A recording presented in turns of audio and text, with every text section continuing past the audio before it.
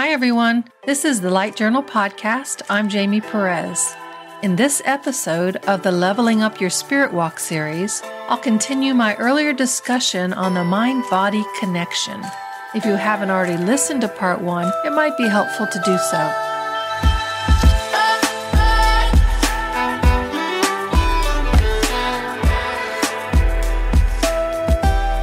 Remember when I said, where the mind goes, the body follows? Well, that's true. But what if your body isn't cooperating?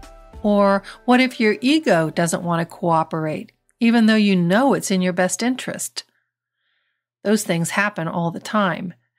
Maybe you pick fights with loved ones, or drink too many sodas, or give up when things get challenging. You know something needs to change, but you can't find the motivation to do anything about it. So what can you do? That recognition that you're part of the problem is the beginning of awareness. We tend to see things at ground level. So when you do get a flash of insight or become aware of something that eluded you before, that kind of awareness comes from your spirit team and higher self. They can see things from a higher vantage point. With that higher perspective comes awareness. And with awareness, change becomes possible. You won't change if you don't recognize you're part of the problem. Most of the time, we're oblivious to ourselves and to the world around us, unless it makes us feel uncomfortable in some way. Usually that involves our senses being overwhelmed. For example, man, the music is way too loud, or this heat is brutal, or oh gosh, this food is so spicy, or even the grass is pricking at my feet, or that perfume is overwhelming, and so on.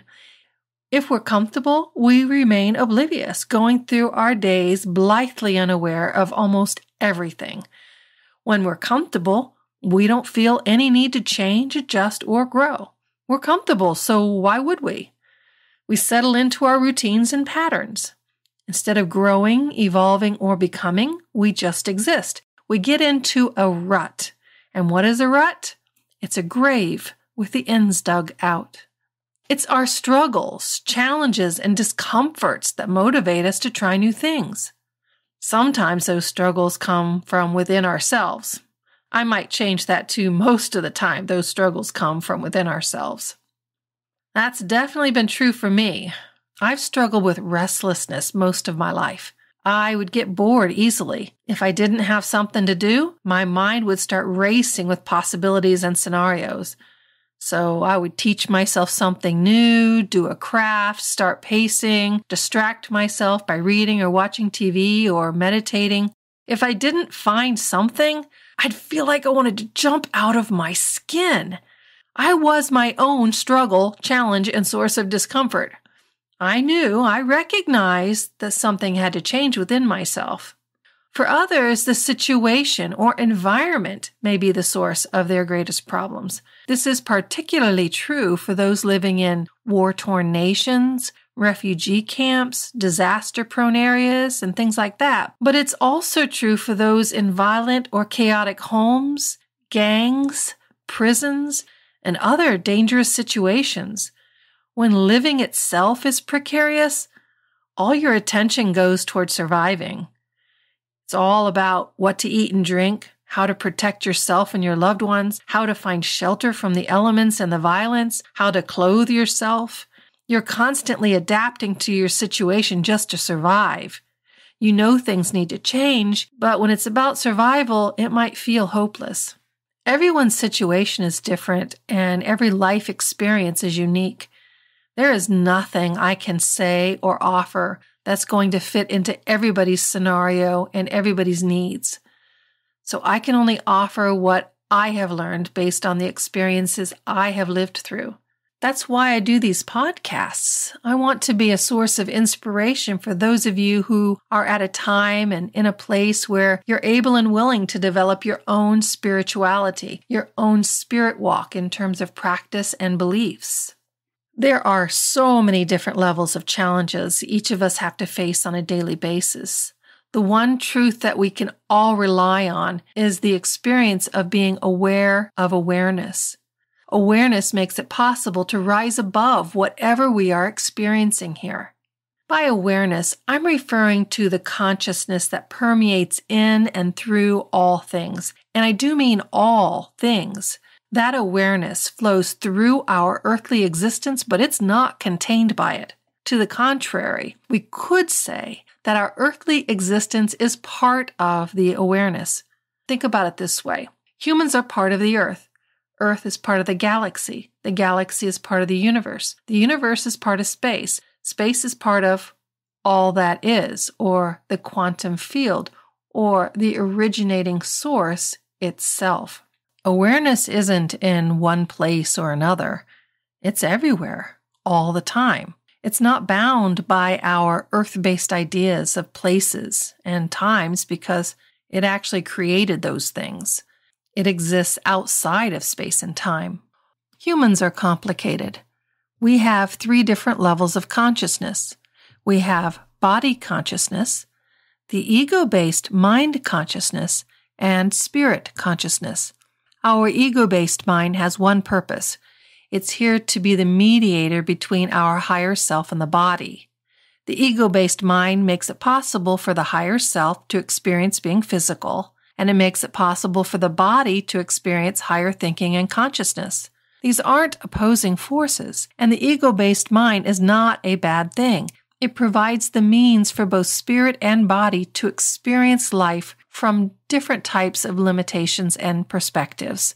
Since the ego-based mind can and does choose where to place its attention and focus, sometimes we are more spiritually aware, and other times we're more physically aware. Both are equally valid experiences. Through the ego-based mind, we can work with our higher self or with our body. We can communicate with both and learn from both, provided we recognize and acknowledge the awareness within both. There are different ways to do that. When it comes to the body, it can be as simple as talking to it. I remember multiple times when I would be walking out in the field and my foot or knee would start aching, pinching, or burning. I'd ask my body to please provide some relief because I really wanted to finish my walk since I was having talks with spirit. Again and again, my body granted my request. The pain would dissolve, and often it wouldn't return for the rest of the day. I've also asked my body to suppress my appetite so I could practice intermittent fasting. When I've made the request, my body has complied, and I wouldn't feel hungry. Unfortunately, hunger isn't the only thing stopping people from doing intermittent fasting, and it certainly wasn't the only thing stopping me. I have some long-standing habits when it comes to eating at specific times, so my body wouldn't be hungry, but I'd still want to eat because it's part of my daily routine, or because I'm a social eater, and if somebody else is eating, then I feel like I should be eating too. Now that I understand what's been happening, I'm going to do this again, and I'm going to invite my higher awareness to get involved and to give me the necessary motivation to successfully tackle intermittent fasting. As for spirit, or quantum energy, universal consciousness, or greater awareness, whatever you want to call it, you can connect with it in a multitude of ways. I like to use my environment and the elements to enhance my awareness. This allows me to experience awareness at both the body and spirit level. If you think about it, we're always working with multiple levels of awareness, even if we don't realize it. Consider your breathing. We breathe in the energy of air and exhale an energetic waste product known as carbon dioxide that feeds plants. It is a conscious energy that is moving in and out of us so that we can harmonize with the earth. We also eat food produced from the ground, fed by the sun and watered. In turn, we expel waste products into the ground, which feeds the soil. This is a form of natural energetic alchemy that enables life to exist on this planet. There's another type of alchemy that exists on a subtle level that we can't see, but we can experience. It too comes from harmonizing with nature and the natural elements of fire, air, water, mineral, and ether. The benefits, however, are most acute when we become aware of the awareness within them. Each energetic form, whether it is a tree or the ground or the elements or the moon or our body, possesses its own attributes, limitations, individuality, and level of awareness. For example, trees are distinct in their appearance, behavior, purpose, and so on. Planets are similarly distinctive and individual. The elements of mineral, water, fire, and air are distinctive and individual. None of these forms know everything about everything, but are deliberately limited. This allows the greater consciousness, the quantum field, to experience many types of limitations in many different forms. One of the ways I am aware of awareness is by communing with Grandmother Moon. Now, I know most of us have been raised to take the moon for granted and see her as nothing but an inanimate ball in the sky, but that ignores her awareness. She, like everything else, is part of the quantum field, the vibrating, energetic awareness present in all things. So, I like to greet her and show my respect and appreciation for all that she does. Grandmother Moon reflects the light of the sun on one side only and is always dark on the other. She's both light and dark at the same time, and yet it doesn't limit her. She serves the earth in vital ways. She illuminates the world at night, controls the tides, helps to stabilize the climate, and she moderates the earth's wobble. She makes the earth more livable. So when I call upon Grandmother Moon's unique energies to flow into my third eye, I'm inviting her strengths to become my own, so that I too can balance light and dark, be a light in the darkness, see and reveal what is hidden, and stabilize and balance my environmental reality. I go through the same process with fire, wind, water, minerals, and ether. I acknowledge them one by one and invite their individual strengths to become my own in the different chakras. Consider, for example, Grandfather Sun. Grandfather Sun is the fire that brings clarity and warmth to the world, feeds our bodies and the earth itself. He makes no distinction between people, but accepts everyone and gives of his light and heat without reservation. He brings life to the planet by simply being what he is. So when I invite the energies of Grandfather Sun into my heart chakra, I'm inviting those same energetic attributes into my life. I too want to see with clarity and depth of insight. I too want to be a source of blessing to all people, regardless of who they are. I too want to be confident in who and what I am, to serve by simply being. So after I've greeted all the elementals, identified their strengths, and invited their energies into my chakras, their strengths become my own. I become more aware of myself within the greater whole. It enhances my vitality, insight, and overall attitude in ways that I cannot even begin to describe. I could go on and on about the strengths that the sun, moon, and elementals bring into my life, but I'd like to encourage you to discover that for yourself.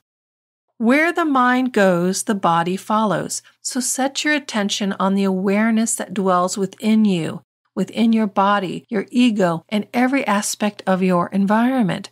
Greet, recognize, and invite the awareness that's within everything around you to make its strengths known to you.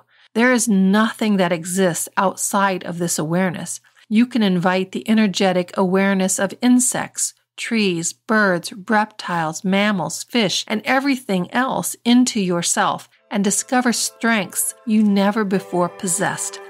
Be aware of awareness within all things. It's a wonderful way to harmonize the mind and body and become so much more than you ever dreamed possible. Thank you for listening. I'm Jamie Perez with the Light Journal Podcast.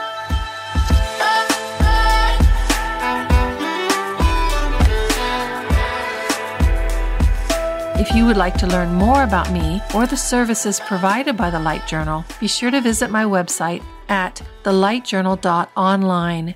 Blessings on your journey, everyone.